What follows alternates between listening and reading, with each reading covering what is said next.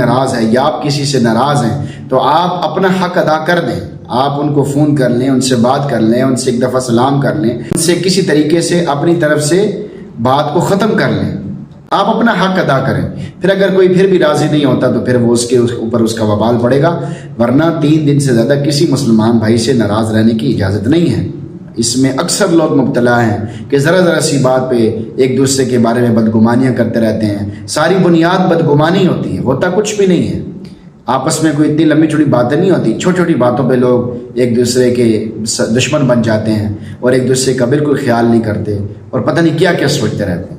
تو کوشش کرنی چاہیے کہ ہم ہر ایک کے بارے میں اپنے دل کو صاف رکھیں اور ہر ایک سے اپنا تعلق درست کریں. اور خاص موقعوں پر یہ ہوتا ہے کہ آدمی فون کر لے، ان سے رابطہ کر لے یا ان کے گھر چلا جائے. انشاءاللہ ایسا کرنے سے نفرتیں محبتوں میں بدل جائیں گی. اللہ تعالی ہم سب کو تمام مسلمانوں سے محبت